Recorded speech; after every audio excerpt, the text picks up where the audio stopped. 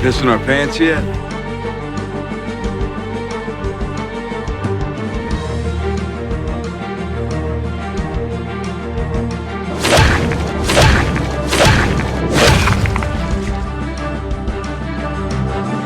Alright, what's up everybody? The Arid Lord is back. Welcome to another Walking Dead vlog for Season 7. Second half of Season 7. And welcome to the first vlog of 2017.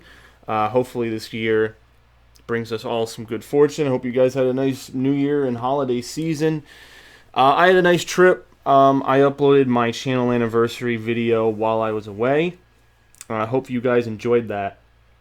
So, as the title says for this video, we're going to be exploring some of my predictions for the second half, where I think the show is going to leave off, and just some general notes for the season coming.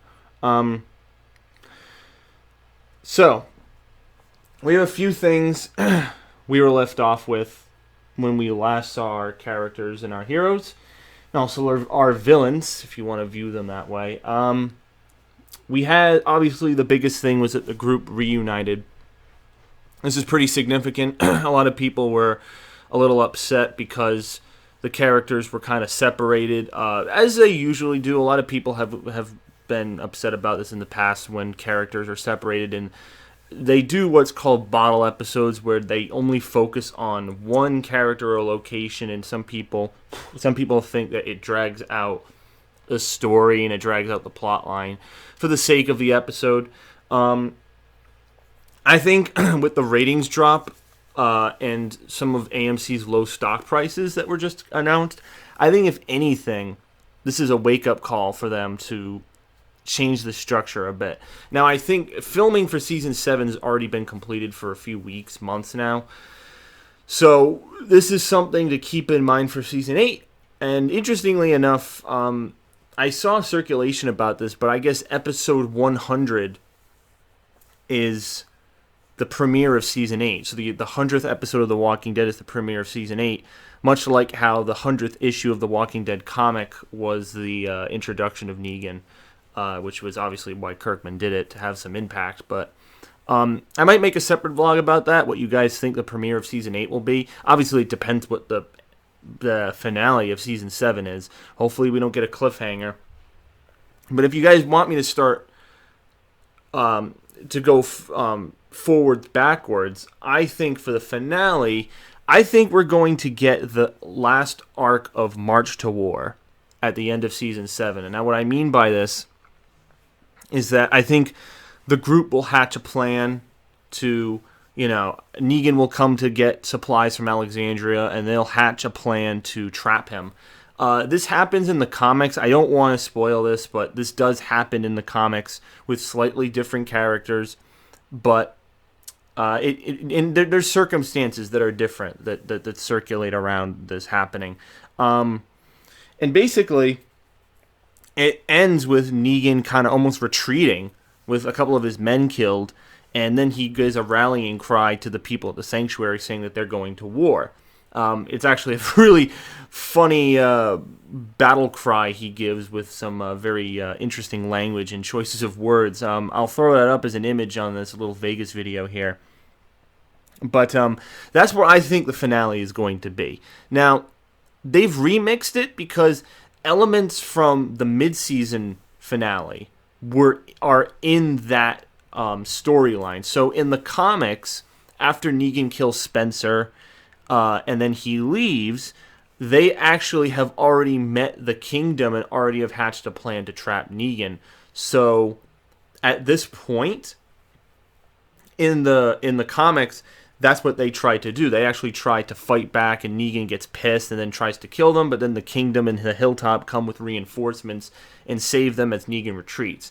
Now, that's all supposed to be on the tail end of the events that happened, with Spencer getting gutted and Rick kind of talking about how he spared Carl and was being very reasonable. That didn't happen. Instead, we had our reunion. We had Rick actually saying to himself, you know what, I don't want to live this way. We're going to go to war.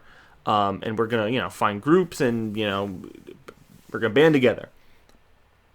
So I think they're going to save that ending segment where they try to rebel, the first act of rebellion where they were going to try, is probably going to be reserved for the finale of season 7. I imagine the other episodes are going to do a couple of things. It's going to touch upon the dynamics of how Carol and Morgan are going to come back into the fold. I think at this point, they've been away from the action for a bit too long. And so I think that they're probably going to be brought back into the conflict. A lot of people have been complaining that Carol's kind of been sitting idly by with her I don't want to kill anything mentality and just leave me alone. Obviously, since she's been our main character and in our starting group since the first season, there's no way that mentality is gonna work for long. And because they're attached to the kingdom, once Rick comes, he's probably gonna discover that that's where they were the whole time. Now, some people have been asking this, and even my roommate asked, why have Morgan and Carol, or even Morgan, why has Morgan not reached out to Alexandria or Rick to tell them that they're doing okay? Because Morgan did say to Rick, if I don't come back, don't come looking, which just insinuates that he might be killed in the mission. But obviously, since he succeeded and now is living at the kingdom, why has he seemingly just abandoned Alexandria and Rick? Like, now he's just living in the kingdom as if Rick and Alexandrians didn't exist. Like, why didn't he reach out? Obviously, they're going to come to a crossroads because of Rick seeking Ezekiel's help in the war. But it's confusing to me why Morgan didn't seek out Rick in the first place, because he was on orders, per se, from Rick to find Carol. So it was a bit confusing to me. So there's that. And then a couple other things. I don't know what they're going to do with Dwight. Again, my inkling is that he's going to turn against Negan. There's been a lot of different scenes where they've hinted at this, where he's shown dissatisfaction with how Negan treats his wife Sherry, and certain close-ups. The whole scene with the music where Dwight's contemplating whether to shoot that guy on the road, and he doesn't, and all the music that plays with that in episode 3. We've had a couple of inklings on this, and even the fact that we had a backstory to Dwight that wasn't in the comics, the fact that Daryl found him and there was some conflict of interest there.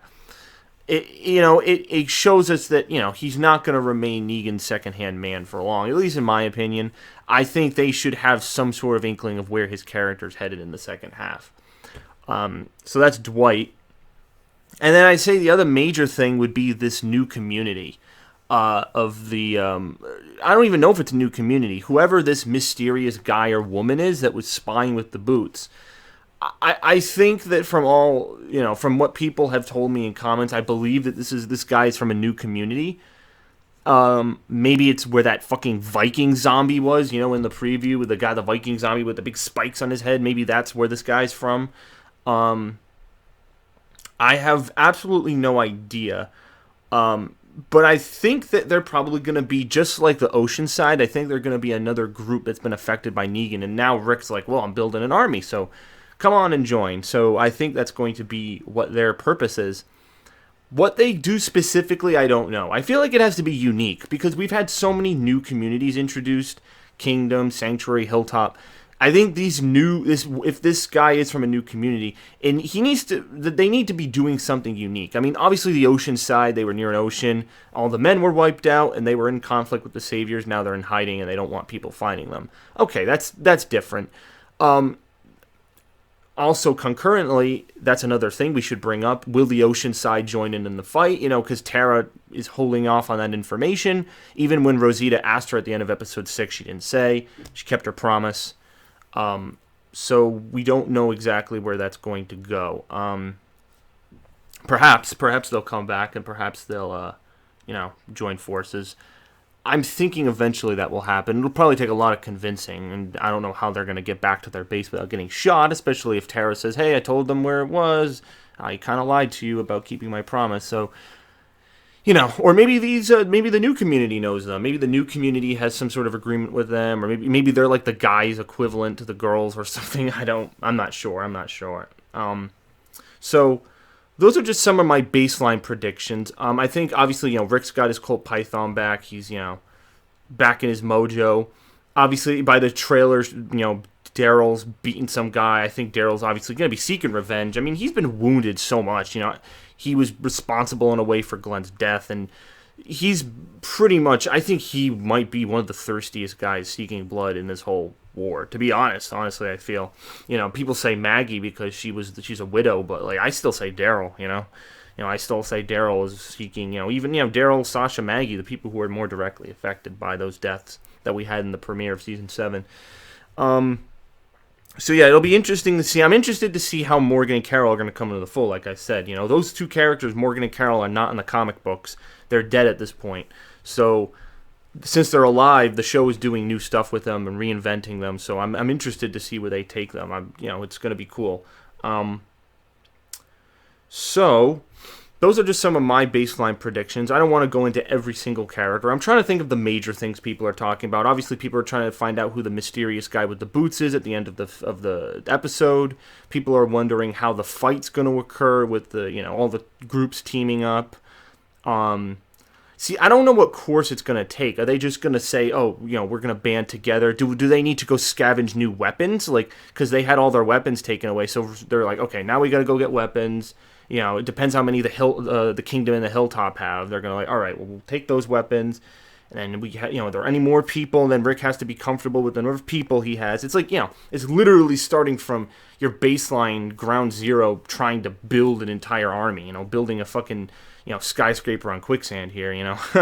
So again, I hope they don't drag it out with the episodes. Again, that's a complaint that people have had in the past, that they sometimes drag out the episodes with how they structure the whole thing. So I'm hoping that obviously they've learned and that the structure is different. I think the back half of season 6 the back half of season 6, second half, was probably my favorite ever, like of the whole series. And it was just so much. You had the the mid-season finale, which was my favorite episode. Then you had the introduction of Hilltop, new groups, the freaking satellite battle, and Dwight's reintroduction, Negan's introduction. That second half was freaking killer, and I think it set a standard. So I think that's why when the show kind of mellowed out after the freaking brutal premiere, I think that's why people were like, wait, why is the momentum not, still kind of, kicking? So, yeah, I don't know. To be fair, though, I mean, the premiere had 17 million viewers, and then the second episode had 12 million, so that's a 5 million viewer drop-off. So I guess people were really traumatized by Glenn and Abraham dying. I don't know what else to say. I mean, the thing is, like, major characters have died on the show before. I mean, maybe not, Glenn, maybe not this bad, because Glenn's been in the show since, the first episode. So I have a video I've already up on YouTube about this, where I talk about why the ratings dropped, and I try to give some theories. But yeah, I hope activity picks up, because it's more fun. It's more fun to watch the show and then have people, because again, more people watch my content, more people comment on it when more people are watching The Walking Dead in general. It's good to have the community, and I think with the coming conflict and to know that war is on the horizon, I think this is the perfect time to jump into the show. I don't think I don't think this is a time to run away. I think this is a time to embrace the show and give it a shot. Give it the old college try and stick with it. So sorry, I have a screensaver that's on a stupid timer. It keeps going off, but you guys can't see that because I just have a slideshow of pictures right now. So all right, that'll be it for this video. Obviously, it's going to be very quiet on my YouTube channel in January because there's no Walking Dead stuff until February. So obviously, reactions will start up February to April or February to the end of March, whenever they go. And then vlogs here and there, maybe some gaming content if I get to it. You guys know how the report goes at this point. I'm not sure what other vlog topics to do, so if you have suggestions, maybe leave them in the comments down below, as I always ask my viewers and fans to do. Contribute to the channel, because obviously everyone watches this, and I want to give you guys content you'll enjoy rather than rambling about topics you might not like, because I do love talking about the show, and obviously I want it to be stuff that you guys like to hear. So, with all of that being said, that'll be it for this video. So, comment, rate, and subscribe as always. Leave, comments about the show and stuff down below, and I'll see you guys for more content. So, thanks. See you later.